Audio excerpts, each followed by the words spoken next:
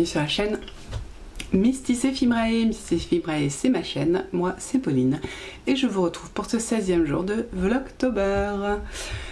Cette chaîne qui normalement est plutôt réservée aux loisirs créatifs, à tout ce que je produis en art du fil et en filage, pour le Vlogtober se transforme sur le thème d'Halloween et nous avons entamé depuis 16 jours maintenant une étude des runes et des arts divinatoires. Voilà, nous entrons donc dans le mysticisme de la chaîne.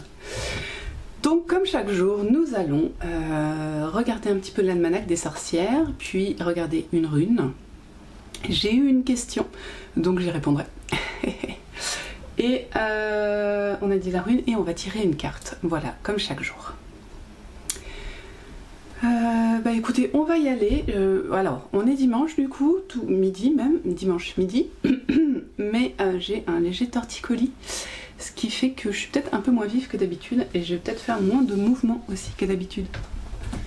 Hop, en tout cas moins brusque, ce qui devrait vous soulager parce que je pense que parfois je suis un petit peu, enfin je vais un peu dans tous les sens. Donc voici notre cher almanach, il est là avec nous pour nous dire des tas de choses sur les sorcières, ou pas. Aujourd'hui le 16 octobre, c'est la Sainte Edwige, petite pensée à toutes les fans de Harry Potter. Et saviez-vous que Edwige était la patronne des orphelins? Et alors là, du coup, je rebondis encore sur Harry Potter. Vous vous rendez compte qu'il a nommé son amie la plus chère, la première amie qu'il a eue, donc sa chouette Edwige, qui se trouvait être la patronne des orphelins, pour ce petit être qui est orphelin depuis 10 ans, je crois, 10-11 ans. Comme quoi, J.K. Rowling aurait-elle fait des recherches? Donc le génie du jour, et Yael. Et le hein, quoi? Et bah, il est en rapport avec Edwige, hein, il est gentil avec les enfants, avec les adultes, consolation dans l'adversité, ma foi, voilà. Je vous ferai pas l'affront de lire la formule d'appel en latin, on est d'accord? Le parfum du jour, la lavande, le muguet et le gaillac. Donc bah, toujours pareil, sauf qu'on a la lavande en plus. Jour de chance pour planter les plantes qui poussent sous terre. Donc les patates peut-être, mais je crois que c'est pas la saison pour les patates. Pour la chasse, la pêche, le jeune fruitarien.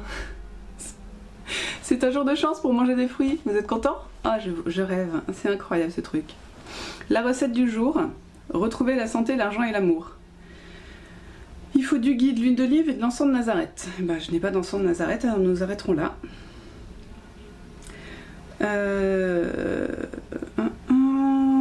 On a 4 iconographies. Bah écoutez, on va y aller. Donc, dont 2 que j'aime beaucoup et ça me fait très mal au cou. Alors celle-ci, je la trouve mignonne. Un petit, c'est pas un pêcheur, comment on dit? Ceux qui font le chemin de Compostelle, un pèlerin qui porte sa croix, c'est mignon. Ensuite celle-là, je l'aime beaucoup aussi. Un démon à tête de chouette, Sainte Edwige, hein, je rappelle, avec son épée et sur un loup, j'aime beaucoup. Et là, bien sûr, une petite iconographie de l'enfer avec Lucifer, le chien qui avale les morts, voilà. Et je mets en place pour demain quand même, que je ne cherche pas pendant des heures, le 17 octobre. Je l'ai retrouvé. Donc hier, je vous ai montré celle qu'on va faire aujourd'hui, c'est Eowyn. Et Ehwaz. Son autre nom, c'est Ehwaz. Comme d'habitude, on va aller. Je vous rapproche pour que vous soyez un peu plus dans la lumière. Alors, la rune. Donc on a cette forme. Ah, on est d'accord pour une fois. Entre mon livre et ma rune. Ensuite, donc on a dit Eo, c'est la 13e rune. Et c'est le son ch. Ah, on n'a pas le même son par contre. L'iconographie. Alors, qu'est-ce qu'on voit? Moi, je vois des éponges là, donc j'ai l'impression d'être un petit peu dans la mer. Ensuite, cette forme là, avec une goutte à l'intérieur rouge, une pierre rouge. Encore une fois, moi ça me rappelle les fonds marins. Vous voyez là, comment on appelle ça, ouais. Bon, alors, à part les fonds marins, ça m'inspire pas grand-chose quand même. Je suis désolée. Mais voilà. Aujourd'hui, je n'ai pas l'imagination que j'ai d'habitude. Bon alors. Son nom veut dire arbre. Ouais, le bout de bois, ok. Donc, d'après mon livre, son son c'est E, A ou I. Elle est mâle. Ouais, là je suis d'accord. Elle représente les 5 éléments, l'eau, l'air, le feu, la terre et la glace. Alors là... Ok, on y va? On tente? Donc l'eau pour moi c'est les éponges. L'air, pourquoi pas, là, le mouvement. La terre, les rochers. La glace, au fond, il y a une sorte de personnage blanc, type glaciaire. Et le feu, là-bas, au fond, on dirait qu'il y a un feu. Vous me direz si je pousse un peu trop loin la recherche ou pas. Ces divinités sont Odin, Url, Skadi et Vidar. Ces plantes sont la mandragore, l'if et le peuplier. Les animaux, les serpents et les animaux qui muent, qui symbolisent la renaissance, l'éveil et la transformation. Et du coup, là, c'est vrai que pourquoi pas imaginer un animal qui mue dans ce bout de bois? Je ne sais pas, imaginons. Ces pierres sont les cristals de roche, la topaze et le bois fossilisé. Bah oui, vu que elle veut dire if. Je vous ai dit que c'était if son nom, je ne sais plus. L'if comme l'arbre, hein, au fait. Voilà, je ne sais plus. En astrologie, elle représente le Capricorne. Et en pratique magique, elle initie à la sagesse, au rituel de transformation et de renaissance. C'est une passerelle entre les différents plans. Et elle est attachée à Yule. Désolée, je suis trop chaud. Yule. Yule qui est... Oui, c'est comme hier, Yule c'est Noël. Ah, ça va mieux. Donc, ok. Donc en divination maintenant. Elle représente la longévité, le pouvoir de régénération. Elle représente aussi un passage, un chemin d'évolution, une transformation et de libération. Alors là, attention, elle représente la mort initiatique. C'est vrai qu'il n'a pas l'air en forme, le Woodbourg, on est d'accord. Le renversement, le bouleversement et les remises en question. Elle fait référence à l'axe qui relie tout ce qui est haut avec tout ce qui est bas. Ok, maintenant que je vous ai tout lu, on va essayer de mettre ça en pratique avec la rune en question. Je trouve qu'en divination, plus que dans l'illustration, c'est dans le signe de la rune qu'on retrouve les références qu'ils nous ont dit. Donc on va plutôt prendre le signe, je vais essayer du moins, là vous le voyez. Donc relis ce qui est en haut et en bas, et ben je trouve que c'est exactement le signe, vous voyez, le bas, le haut et le lien entre les deux. Le renversement aussi, c'est très facile de renverser cette rune, elle aura toujours la même tête. Après, bah voilà, la transformation, la libération, je trouve qu'on se retrouve dans cette rune. J'irai pas plus loin parce que ça m'inspire pas plus et que j'ai la tête dans le pour être très... Mais, et puis je vois pas d'autres choses, donc voilà, je sais pas si c'est mon mal de crâne, mon mal de cou, mon mal de partout qui m'empêche de voir les choses. Mais voilà, j'ai fait une petite pause. Du coup, voilà pour la rune. Dites-moi ce que vous en pensez. Moi, je trouve qu'elle est... Bon, alors je la trouve pas jolie, clairement. Je me demande ce que veut dire. C'est peut-être une référence au feu au milieu ou une graine pour ce qui est du renversement, du passage initiatique, de la mort à la vie, je ne sais pas. Vous me direz, je sais plus ce que je cherche, si. Mais j'aime bien, ouais. Après, je vois pas forcément les 5 éléments, mais bon. Bon, je remercie encore toutes les personnes qui commentent et qui disent qu'elles aiment beaucoup mes vlogs. Je trouve ça super sympa. Toc, toc, toc, c'est fou ça, j'en avais vu une. Ah, voilà. Non. Voilà. Est-ce que cette pratique se fait toute l'année ou uniquement en octobre? Alors, bah toute l'année bien sûr. Là, je profite du fait que ce soit en octobre pour profiter des énergies du mois d'octobre qui ne font qu'augmenter jusqu'à Samhain. Mais c'est ça, je crois. Oui, oui, c'est ça. Non, bon, je suis épuisée.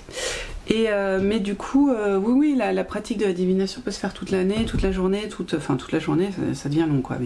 Mais oui, toute l'année, c'est vrai que je profite de la motivation qu'amène le Vlogtober pour faire cette pratique et la partager avec vous. Mais bien sûr, par exemple, l'année dernière pour c'était pas le Vlogtober, le Vlogmas, j'ai tiré une carte tous les matins et j'ai partagé avec vous aussi. Voilà, c'était vraiment, on peut le faire n'importe quand, toute l'année. Ça peut même être très intéressant, par exemple si vous faites un bullet journal, de noter la carte que vous avez tirée le matin, comment s'est passée la journée, et puis je sais pas, l'année d'après ou un truc comme ça, y retourner et voir s'il y a des cohérences, coïncidences, des choses qui sont en rappel. Je pense qu'effectivement je ferai ça aussi l'année prochaine et j'essaierai de faire la corrélation, enfin de re-regarder les cartes que j'ai tirées cette année et peut-être de regarder celles que je tirerai l'année prochaine, voir s'il y a des choses qui en ressortent. Voilà. Donc oui, toute l'année. On peut bien sûr tirer les cartes toute l'année, on peut étudier les arts divinatoires toute l'année et voilà. J'espère avoir répondu à cette question. Et j'ai beaucoup aimé... Alors, qui m'avait posé cette question d'ailleurs ? C'était Catherine. Voilà, Catherine, j'espère que je t'ai répondu. Et Jo m'a dit, m'a fait remarquer que souvent la rune, et ce que j'en disais, était en rapport avec la carte que je tirais, quel que soit l'oracle. Alors pas toujours, hein, mais parfois on trouvait des petites coïncidences entre les deux. J'ai pas... Ouais. Donc je sais pas, dites-moi si vous aussi vous avez vu ça. Bon bah, histoire de pas changer, on va rester sur l'oracle des bêtes parce que on est dimanche, faut pas déconner. Donc on va s'occuper de... C'est rien, c'est mon téléphone qui s'est suicidé. On va...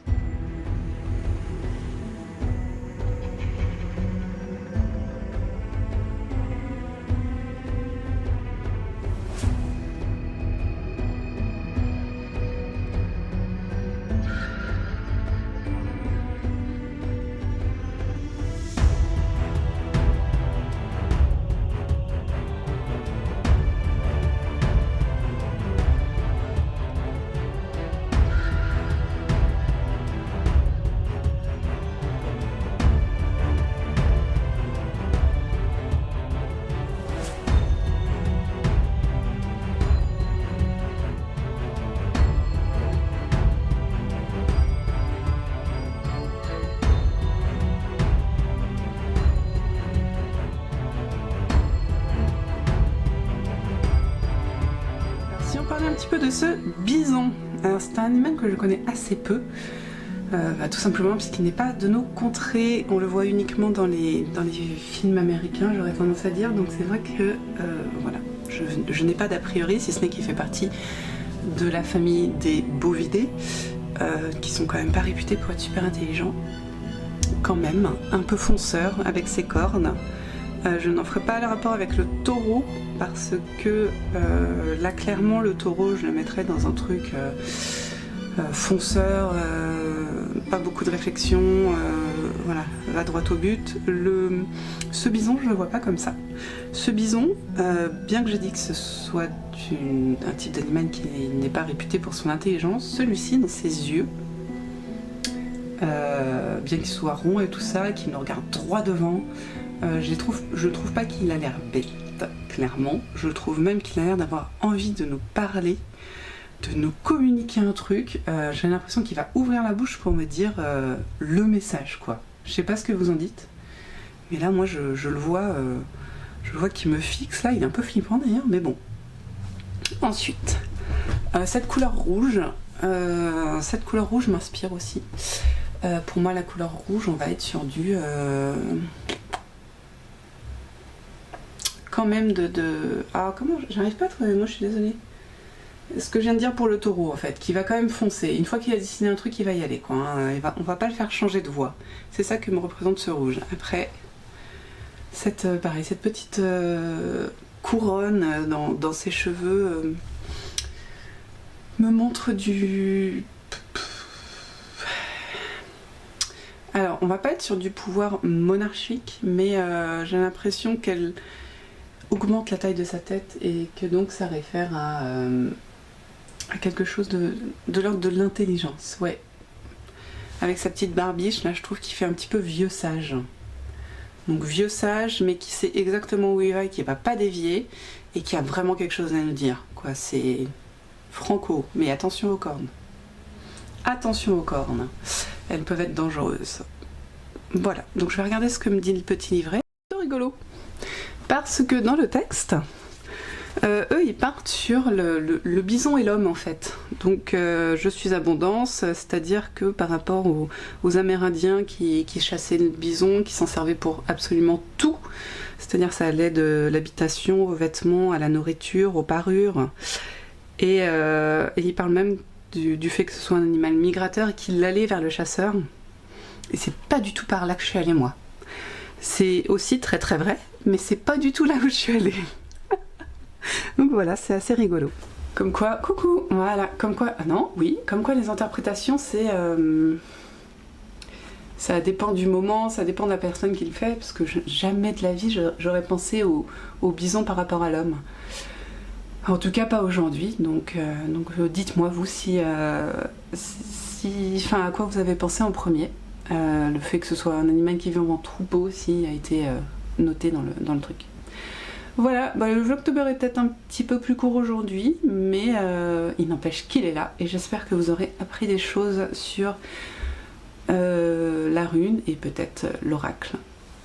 Et quoi d'autre ? Et voilà, et la pratique de la divination, excusez-moi j'ai bugué. Écoutez, nous on se retrouve, si vous n'avez pas regardé et que vous suivez mes vlogs créatifs, dans le vlog créatif qui est sorti normalement un petit peu plus tôt, et sinon demain pour le prochain Vlogtober où nous étudierons quelle rune ? Péorse. Péorse qui a une rune d'été, on dirait bien. Et de nuit. C'est intéressant. Bien, nous verrons ça demain dans le Vlogtober numéro 17. À demain.